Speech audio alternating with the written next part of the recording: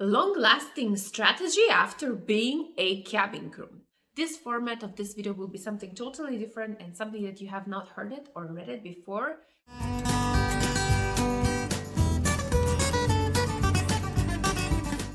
In some of the questionnaire that I have popped up on my Instagram account, excrewnextcrew, this was a concern or a question that was popped up there, and I think that it deserves a separate video in which we're going to talk about what is the long-last strategy of being a cabin crew, what can you do with a cabin crew job, etc., etc.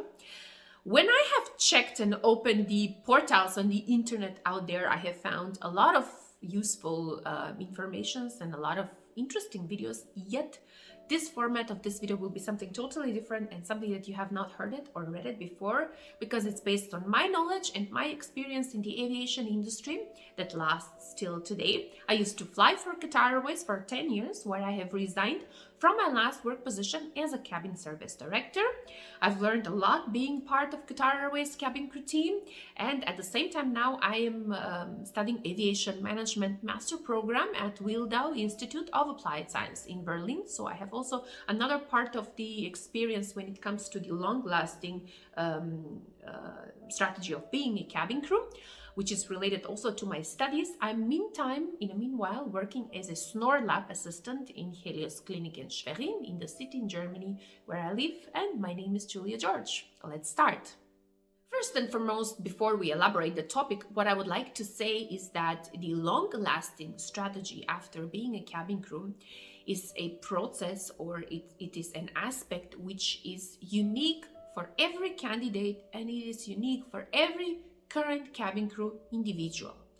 We are all coming from different countries, becoming cabin crew for a Middle Eastern airline, yet what we also need to know that we all have a different background which makes us unique.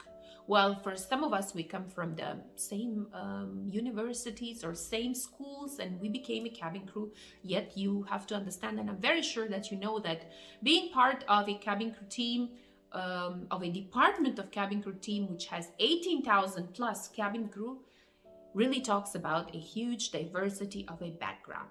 Therefore, every individual strategy of what you would want to do within your cabin crew career would be very different. But we will look into something which is more general, and it is the first aspect that I want to consider is, what is your background? In some of my YouTube videos, I spoke to you and I have shared with you actually what I think is good to study after your high school, after your 12th, what are the things that I suggest. And in that video, I gave a clear picture of how your future career development might look like when you have a degree. Unlike if you have already finished high school and you just became a cabin crew and you're also looking for a long-lasting strategy, yet in this case, lacking of higher degree, college, university degree after your 12th grade, after your high school, would be very, very limited. When you're part of the industry, when you're a cabin crew for an airline, you have an access to something called internal job vacancies.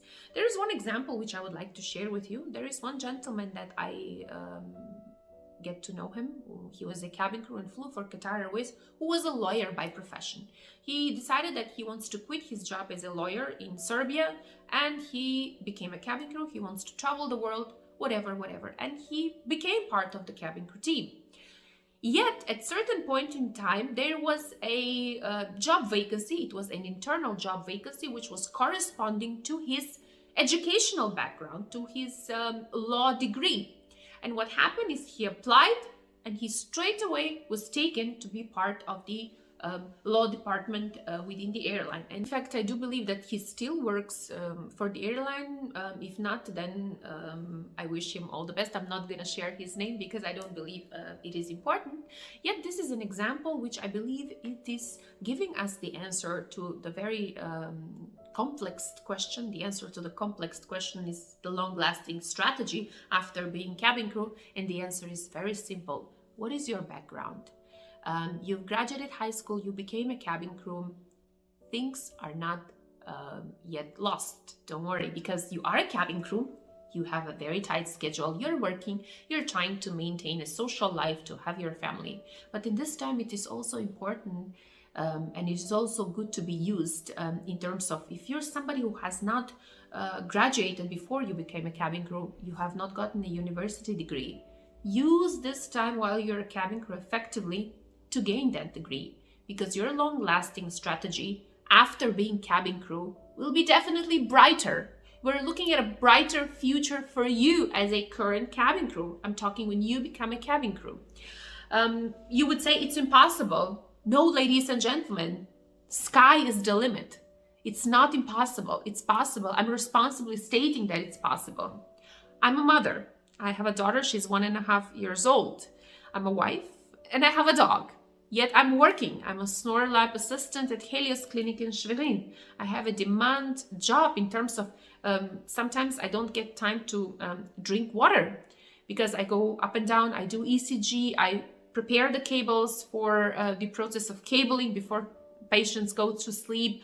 I have to print out what are the ECGs that I have made. I have to prepare the computers as well. Every job has its own demands. Yet what I'm saying is I'm coming home very tired. Still, I have to read something for my classes tomorrow. I'm studying Aviation Management Master Program, full-time studies. I'm not at the part-time studies. I'm 120 CP studies. Yet I cook, I clean my house, and I don't get a chance sometimes to enjoy the things that I would like to enjoy, such as, let's say, a glass of wine, eat some, nice meal, go to a restaurant. Now it's still the lockdown. Here it's starting to be a little bit eased. However, what I'm trying to say is that it's going to be hard. Those 3-4 years, 2 years, depends on what you're going to be studying. Yet later on, you will be taking the fruits of what you have been planting, basically. So if you're ready to sacrifice and invest in it within yourself, within those 4, 5, 3, 2 years, whatsoever, depends on which stage of the education you have started your career as a cabin crew, because many have started their career as a cabin crew having a bachelor degree. You might want to, in this time, use the time and have your master degree. You might also want to do this time and, have your PhD. This is not something that I did while I was flying. I have to be very honest with you. I was flying. I was constantly being tired, jet lag, whatsoever, trying to, have a relationship as well, because that's also not easy. Due to your busy schedule, you won't be able to meet your partner on regular basis, to meet your family as well. Yet, I do believe that now with the rise and shine of the technology, with so much availability of online studies, you can do some, you can manage and do some management when it comes to these things. If you are a person who looks at the long-lasting career progress within the aviation industry. If you are preferring to stay a cabin crew, I'm going to talk a little bit about the career development of a cabin crew. You would start for sure as a cabin crew in economy class. You will become cabin crew in business class, but please bear in mind that this is not something that you're just becoming. You have to earn it. You have to earn it with your attitude in terms of caring about your job, caring about your customers, with your knowledge, making sure that you are well knowledgeable cabin crew, well updated with all the latest procedures that are being imposed on daily basis.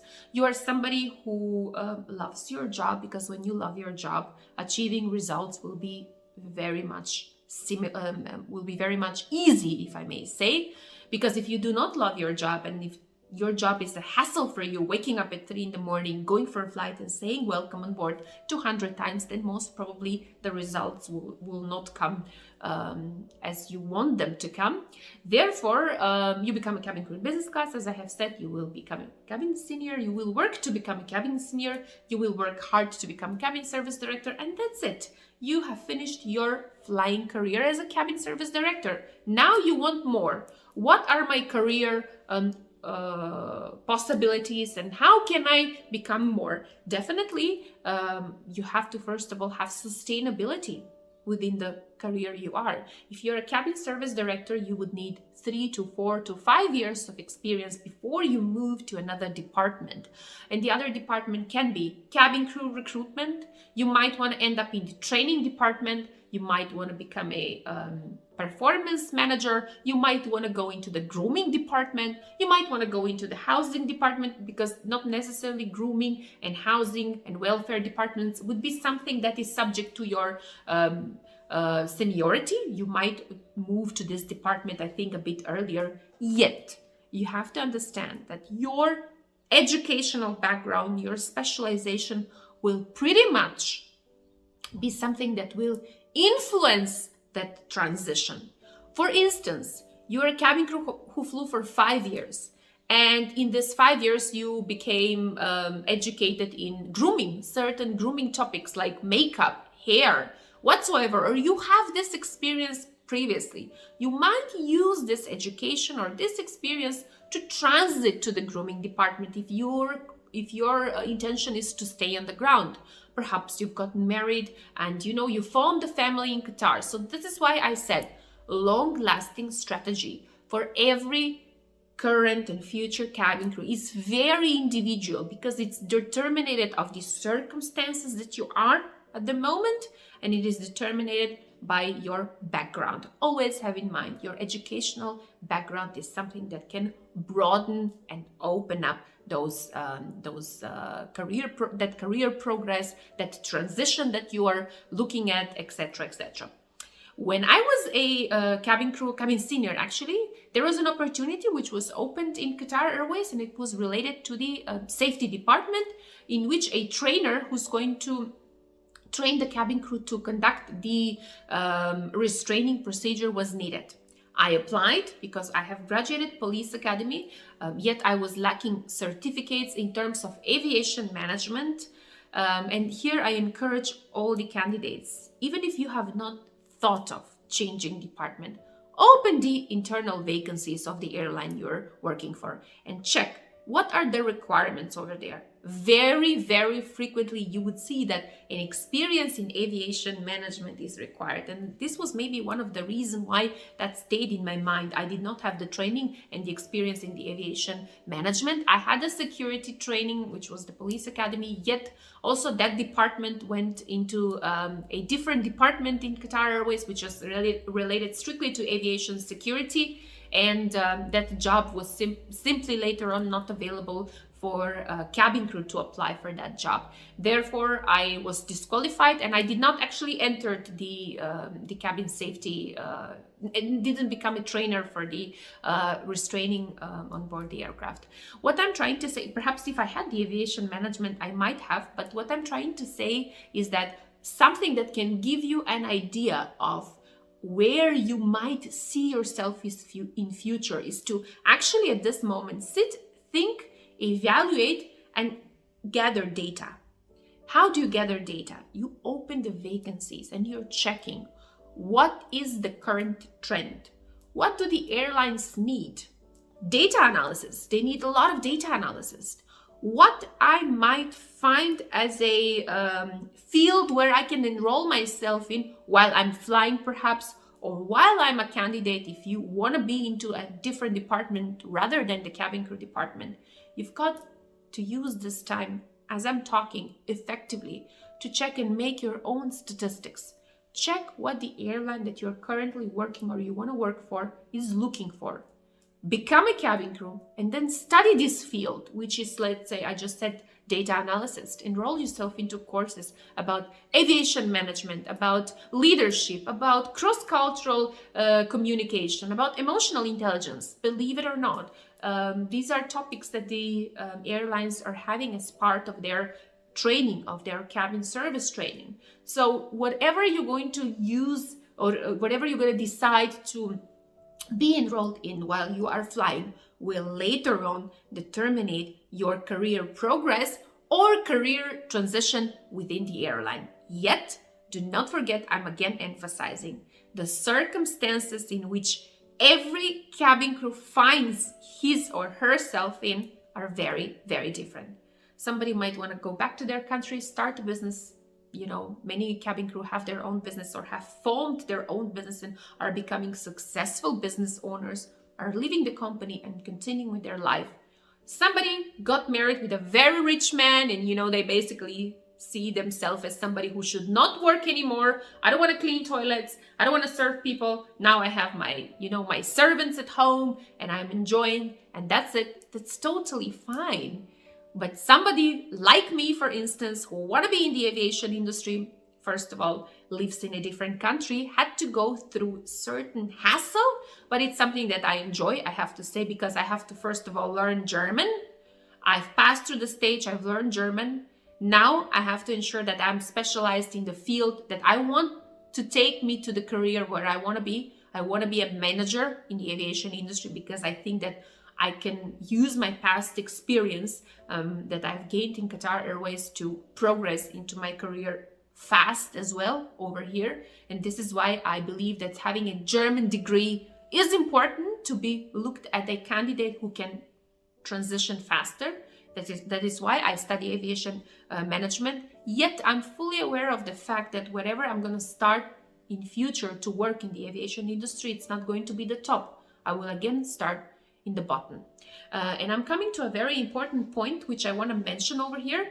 Recently, I watched a video of a cabin crew consultant, which tells to her audience that she doesn't want to work for any airline because she has a 10 years of flying experience and now she has to be on a managerial position. You will never get a job with this attitude. Even though I was a cabin service director, a manager, wherever I'm going to show up in a different company with a different work culture, it's always going to be from the bottom. And this is something I'm happy about because I'm going to grow.